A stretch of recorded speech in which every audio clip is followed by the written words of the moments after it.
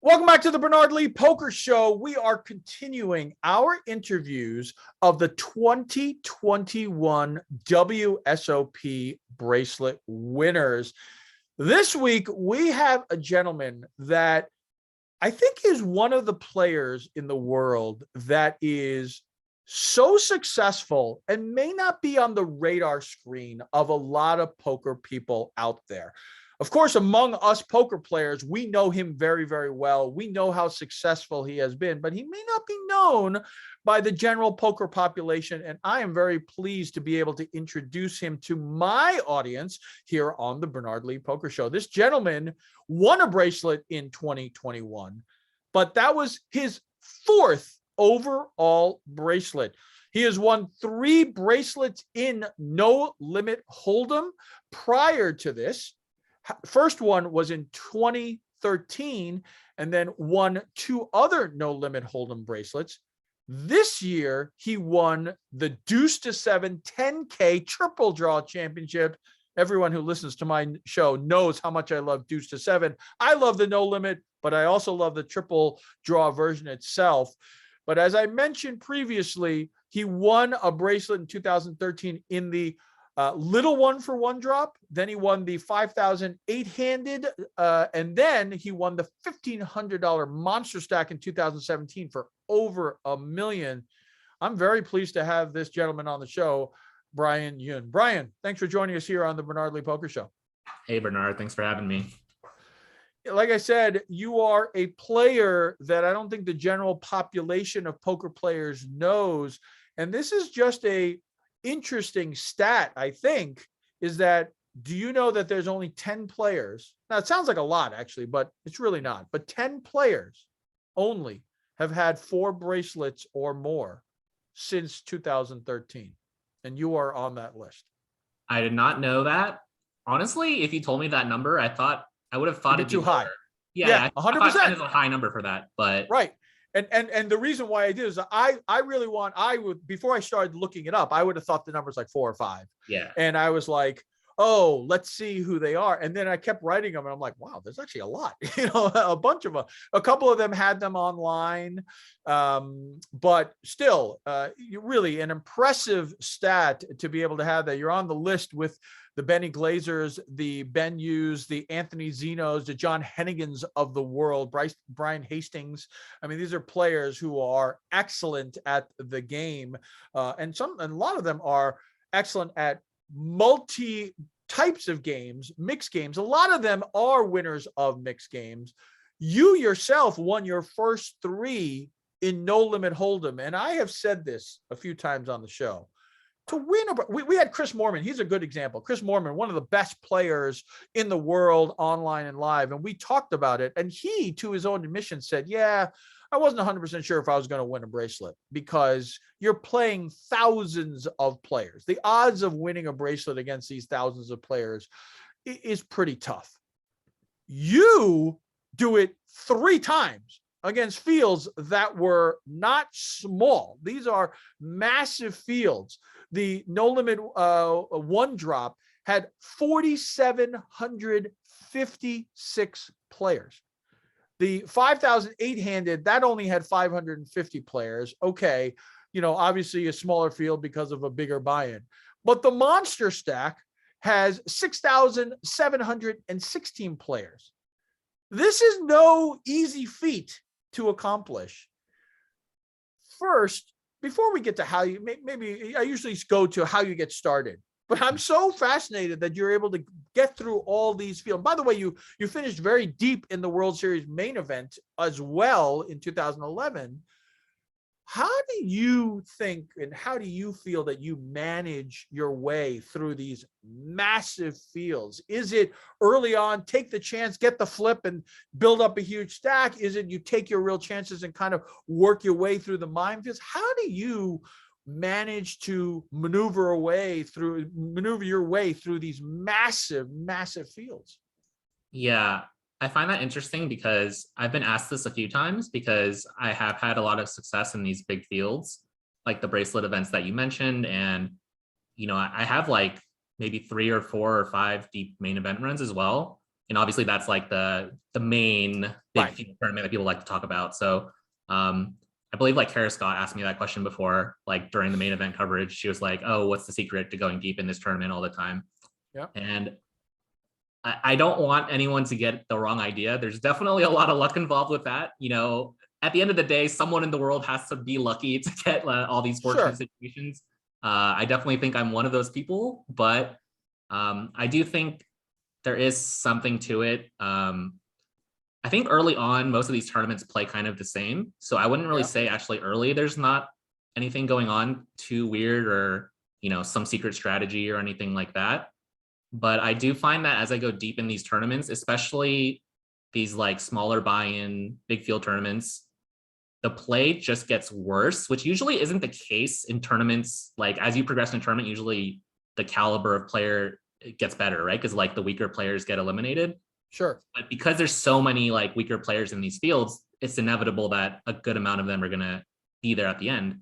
And they're just so scared to play poker at the end because there's so much money up top relative to the buy-in. And they're so worried about making a mistake. Like you just get to run these people over, to be honest. It's unbelievable how almost free it is that people make it for you if they just want to like keep progressing in the tournament. Like they value their tournament life so much. Right. And it's not like I'm going all in every single hand to make them fold every single hand. Of course, I can't do that. Like Right. you're going to run into good hands and things like that. But there are just so many situations where you just get to win small pot here, small pot there, medium pot here, medium pot there. And people are just like, yeah, he can have this one. You know, it's okay. Like I'll survive for the next orbit or two. Just Right. let him have this pot. And it's unbelievable how almost easy it is for like someone that's a professional player who has a general idea of what's going on and is not afraid to get eliminated can take advantage of situations. So I think I've just like been fortunate that in all of these tournaments where when I get deep, I'm on table draws where I have like positions that I can kind of take advantage.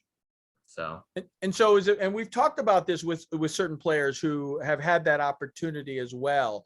Would you say it's fair to say that you fortunately either you get a stack or you, because you've been playing this way, you build a stack, and so now you have some luxury to make a mistake or get caught, right? Maybe you 3-bet and somebody 4-bets you, but either one of two things. One, you notice players who are not willing to call a 3-bet without a monster, so there's one way to get them. Or two, you're looking at players who are, maybe in the category of small ball players, the way that Daniel describes it. And so they are, hey, listen, after the flop, they're going to make a continuation bet that's very similar to their initial bet, but they aren't willing to put a lot of it in with even top pair because somebody barrels it on the turn. They're like, I don't know what I'm facing. I could be facing 2 pair. I could be facing a set. I don't want to do this. And they let it go. And you're able to target these players as well in that spot because now, they're just not going to call you, even if they have a solid hand. I mean, I've seen many people flip over ace king on an ace high board with a big bomb bet on the turn, and they just go, I can't, you have me, that kind of thing. yeah. I think it's really tough because you have to really figure out the type of person they are. Right. Like some guys, I'm never gonna like, even a weaker player, they're just not gonna fold ace king on an ace high board. Right. Some players just won't do it. Yeah. Right. And some people are like terrified already on the flop. The flop comes like ace 5-3 and they're just terrified with ace king already somehow. Right. It's Exactly. crazy. So they're terrified with his pocket fives. I mean, they're like, oh, I got bottom set. I don't know what to do. Yeah. Like they're so sure you have deuce 4 somehow or something. Right. But yeah, I would say it's mostly just like kind of getting a little bit lucky, but also just, usually people aren't in such extremes where they're like super terrified or they're super, never going to fold. They're usually somewhere in the middle, and you can usually get a rough idea after a while of playing with them. And I honestly find the most advantageous situations are against other professionals that are going deep in these tournaments too, because I have a much better idea of what they're thinking because they're a professional, but they're not like so high of a caliber that they're going to, be better than me basically. But they're a little bit scared of getting eliminated as well because they think, wow, I'm in a really good position. I'm not going to risk my chips against the other professional, of course, when I have all these other advantageous situations to myself as well. So I find that like I get to win a lot of pots against these players as well, which is something that I think people don't realize enough.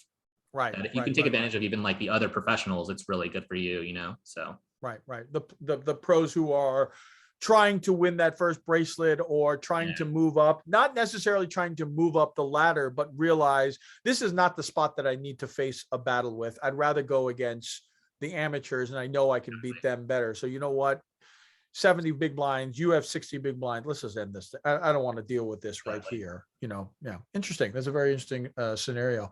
Um, so let's go back to a question that I ask a lot of my guests. How did you get started in the world of poker? Man, I started such a long time ago. I think I first got introduced to This is coming poker. from a 32-year-old. Yeah, Oh, yeah. when I was a Back in baby. my day. No, Back in my day when there was no iPhone. back in my day when computers were first a thing. That's right. That's right. I believe my brother introduced me to poker. I think I was in around middle school back then, and it was just like, you know, I think I played on Party Poker and Poker Room, I want to say, just for like play money, you know, Yeah. playing sit and goes or whatever. And I didn't think too much of it. I've always been like kind of a big video game guy, so to me, it's just kind of another video game, right? Like, so like I'm playing this, it's kind of fun. But after a while, I got tired of it. And then at some point during high school, I think it was one summer, I was bored and I was like at home, didn't know what to do. And I found online poker again. And I was on Poker Stars. And they used to have a ton of free rolls back in the day on Yeah. Poker Stars. Oh yeah. And so I was always just playing those because you could win a little bit of real money playing those, like, you know, 20 cents here, 30 Sure. cents. And so I was just, I didn't want to deposit. So I was like, I'm just going to grind these free rolls for a while. And eventually I got up to $1 in real money, which was the minimum you needed to play a game, which was 1 cent, 2 cent, no limit. Nice. And I mean, that 50 game big blinds. 50 big blinds. my entire bankroll was on the line. That's the only time my entire bankrolls have been on the line. Put $1 down. Not a tough game, as I'm sure you can imagine. You know, half the players are just going all in anyways. No hold 'em, fold 'em. Yeah. Yeah. But yeah, I played really No tight. fold 'em. You know, I was scared. You know, scared money, but I played really tight. Tried to spin the money up.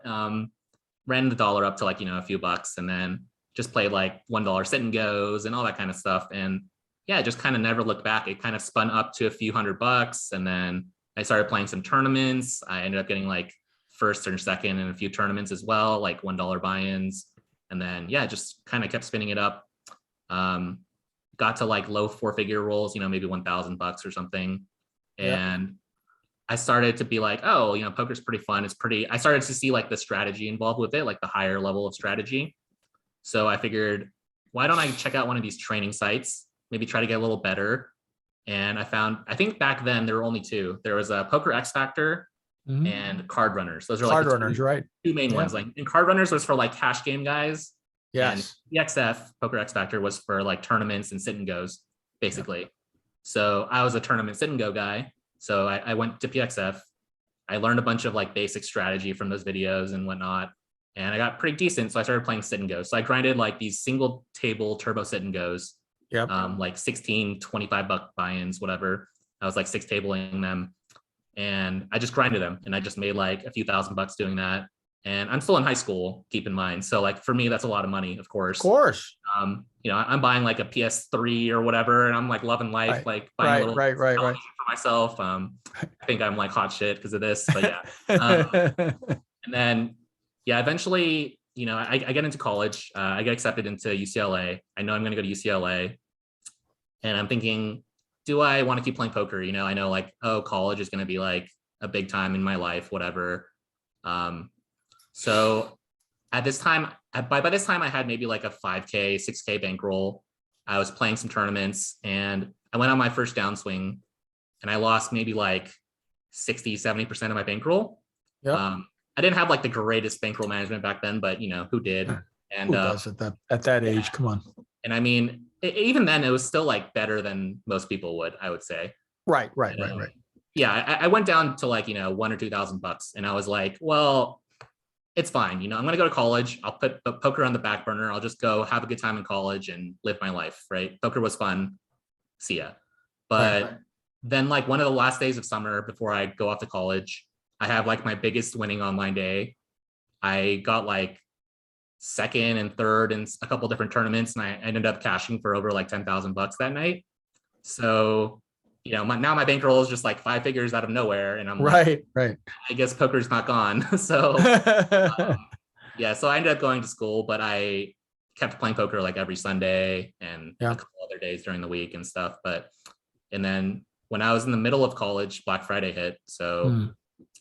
and at this point, I had, pretty much all my money in my poker accounts. Oh, wow. Like I had a little bit in, I had withdrawn a little bit just for like spending money in college, but Mhm. for the most part, they were all on stars and full tilt. So was this close to 6 figures or? Yeah. So Wow. I want to say it was I had about 40,000 on stars and about 60,000 on full tilt. That was my entire bankroll basically.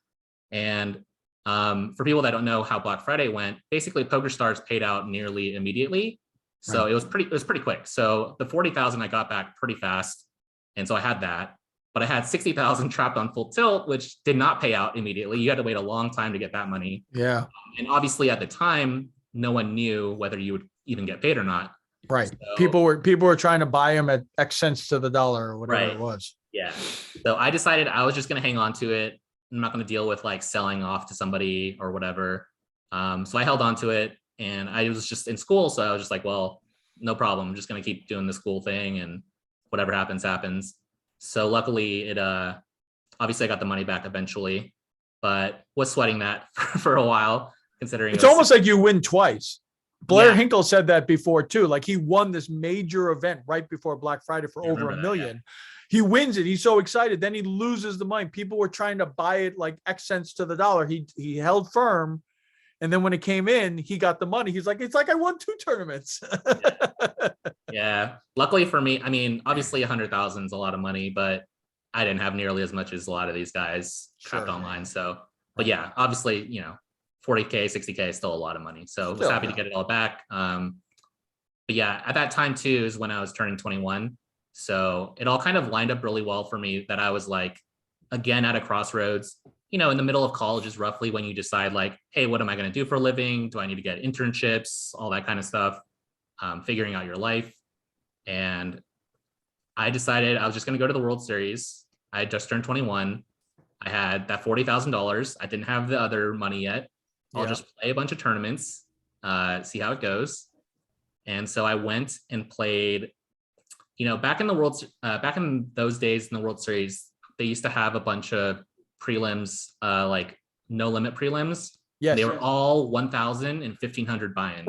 Right. That's it. I think it was like every Saturday was a 1,500 and every Sunday. Right. And then throughout the week, they also had other stuff. So I played nothing but 1Ks and 1,500s that summer.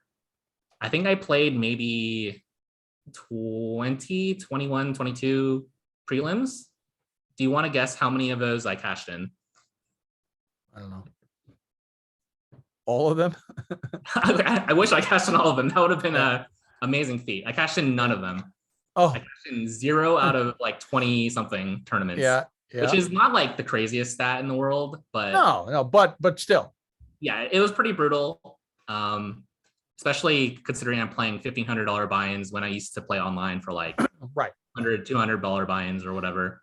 Unfortunately, the World Series, it just totally dilutes your thinking, right? Because normally if you play on the circuit, they're like 365. Suddenly 365 becomes 1,500s. And like everything just gets distorted. Right. And for sure, I didn't play exceptionally well. I was still like, I wouldn't have considered myself a professional back then. I was like a semi-pro, I guess you would say. Yeah. What year was this again? This was 2011. Okay. Yeah.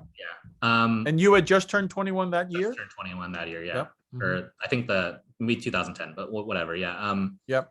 So I got crushed that World Series, and the only last tournament left was the main event, right? Yep. Like they used to have it at the end of the summer. Right. That was the thing. And so I decided I would sell for that tournament because $10,000 was way too much for me to play on my own. Of course. So I sold on 2+2. They used to have a pretty active marketplace on there. Yep. So I was thinking, what markup do I sell at? I wasn't sure. I was like, I'm my first time playing. I'm not really like nobody knows who I am really. I'll just sell at like 1.1. So I posted my thing at 1.1, selling 50%. I sold out in like 10 minutes. You're like, God, I'm in. Yeah, I was pissed. I sold out in 10 minutes. Right. But no, like I had a lot of good guys by me. I think like David Peters had most of it, and Doc Sands had the rest or something like Yeah. that. Yeah. Like, Yeah. like, Yeah. really good guys, Yeah. Yeah. but then, Two guests of our show previously. Many people never yeah, remember. two really good poker players, and yeah, I ended up making a deep run in that main. Right. If you watch like the 2011 coverage on ESPN, I was covered an okay amount, but I played horrendously because I was not good at poker. Like it is embarrassing for me to watch that broadcast and see Right. the hands I played. Oh my god, it's like there's this hand I played on the feature table. It was like day 5 or 6, and it's one of those things where they did the bit where like they cover up one player's hole cards. Yes. And Yes. play along with us or whatever. Right. So, Jack Link's beef jerky hand. yeah, some nonsense. So I was the person with the hand covered up, and I was playing against JP Kelly, who was like a PokerStars pro at the time. Yep. And I don't remember the exact details of the hand, but it's something like he raises and he bets 3 times on like a king high board. It's like king 9 something with a flush draw, and they get to the river and he bets, and then I start tanking, and they're like, "Oh, what does Brian have here? Like, play along with us." And they show Right. 4 hands on the, and all the hands they show are like such bad hands because I get there with a hand that I should have folded on like the flop or the turn, but somehow I've just called down to the river and I just have such a dumb hand. I have ace queen high on this in this hand, by the way. Yeah. And I ended up calling the river, which is horrendous, and I lose to his ace king. And it's just so funny because if you watch the Jack Link's beef jerky or whatever thing, like all the hands they show that I could possibly have make no real sense. And they were just like scrapping at hands that I could have that somehow makes sense to get there. And like, right. Yeah, but it's actually just so badly played by me. But yeah, there was a lot of poor play by me there. But I was young and stupid and not great. You live and you learn. Right. It was rough to.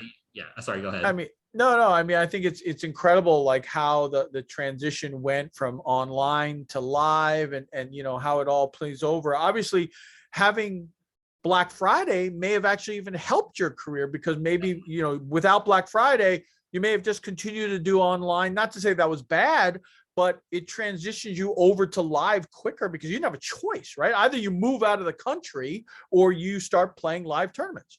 Yeah, absolutely. I definitely would have played the World Series regardless, but the fact that I couldn't even like resort back to online, it was definitely a big factor for me for sure. And I actually did relocate to play online anyways, but yeah, I definitely liked live more. And I mean, if you get started off playing live, going deep in the main event, getting like 50th place or something, like you're hooked, like they got you. You just talked about my career, right? I mean, I got 13th and I'm like, I'm done. Like, this is what I'm doing. Forget cash. This is what I'm doing. So I'm with you. When we return, we're going to talk more with Brian. And also we're going to talk about his bracelet win in 2021, which has nothing to do with No Limit Hold'em. Deuce to 7 triple draw when we return with Brian Yoon here on the Bernard Lee Poker Show.